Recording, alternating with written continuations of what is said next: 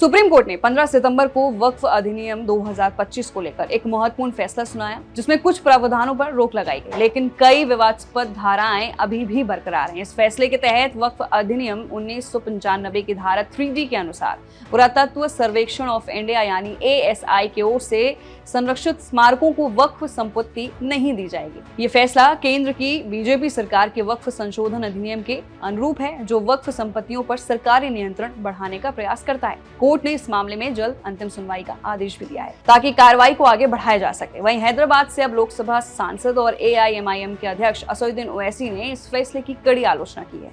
उन्होंने इसे संविधान के अनुच्छेद 14, 15, 25 और 26 का उल्लंघन बताते हुए कहा कि ये अधिनियम मुसलमानों के धार्मिक और संपत्ति अधिकार पर सीधा हमला है। ओवैसी ने सुप्रीम कोर्ट में दायर अपनी याचिका में तर्क दिया कि ये कानून केवल मुस्लिम वक्फ संपत्तियों को निशाना बनाता है, जबकि अन्य धार्मिक समुदायों को, ट्रस्टों को ऐसी पाबंदियों का सामना नहीं करना पड़ता। उन्होंने इसे भेदभावपूर्ण और अल्पसंख्यक विरोधी करार दिया है। आगे क्या कुछ कहा है वो भी आपको सुनाते हैं। एक इंटरिम ऑर्डर आया है और हम तो ये चाहेंगे कि सुप्रीम कोर्ट जल्द से जल्द इसका एक फाइनल डिसीजन दे दे पूरा एक्ट के ऊपर और उसकी हियरिंग शुरू हो। मेरी राय में, मेरी पार्टी की राय में यह है कि ये जो इंटरिम ऑर्डर आया है, इससे जो कानून मोदी सरकार ने बनाया है, मोदी गवर्नमेंट ने बनाया है, NDA ने बनाया है, इससे वक्फ प्रॉपर्टीज का तहफ्फुज नहीं होगा, प्रोटेक्शन नहीं होगा और एंक्रोचर्स को रिवॉर्ड किया जाएगा।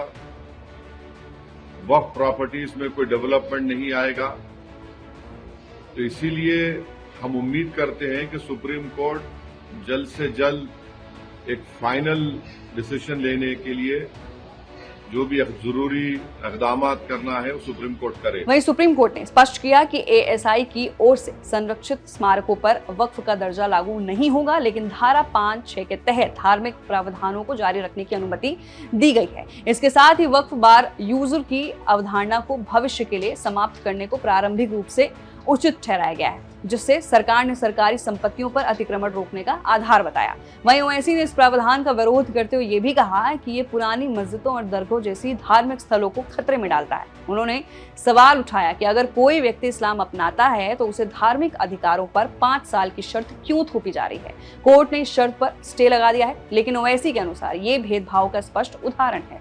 कोर्ट ने कलेक्टर की ओर से वक्फ संपत्तियों के सर्वे पर भी रोक नहीं लगाई, जो पहले सर्वे कमिश्नर के पास था। ये प्रावधान सरकारी हस्तक्षेप को बढ़ाता है। ओवैसी ने इस पर चिंता जताते हुए ये भी कहा कि कलेक्टर की भूमिका वक्फ बोर्ड की स्वायत्तता को कमजोर करती है। इसके अलावा वक्फ बोर्ड में गैर मुस्लिम सदस्यों की नियुक्ति को कोर्ट ने स्टे नहीं दिया, जिसे ओवैसी ने अनुच्छेद 26 का उल्लंघन बताया, क्योंकि ये मुसलमानों के धार्मिक मामलों में बाहरी हस्तक्षेप को बढ़ावा देता है। वक्फ पंजीकरण की अनिवार्यता को भी बरकरार रखा गया, जो पुरानी वक्फ संपत्तियों को खतरे में डाल सकता है। वहीं वक्फ बोर्ड के प्रबंधन को लेकर ओवैसी ने कई गंभीर सवाल उठाए। उन्होंने कहा कि केवल 7 राज्यों में ही वक्फ सर्वे पूरा हुआ है और बीजेपी सरकार वक्फ की आय बढ़ाने के बजाय उसकी संपत्तियों को कमजोर करने की कोशिश कर रही है।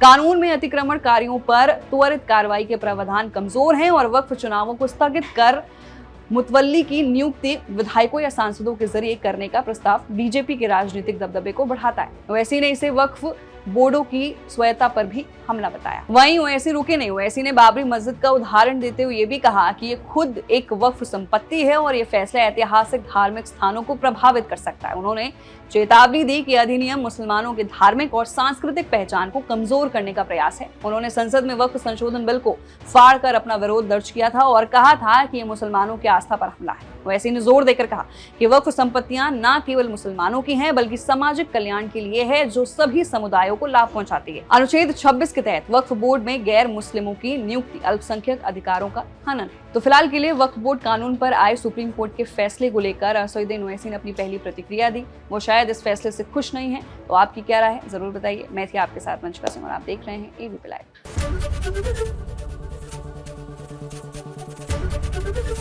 ABP गंगा, खबर आपकी, जुबान आपकी।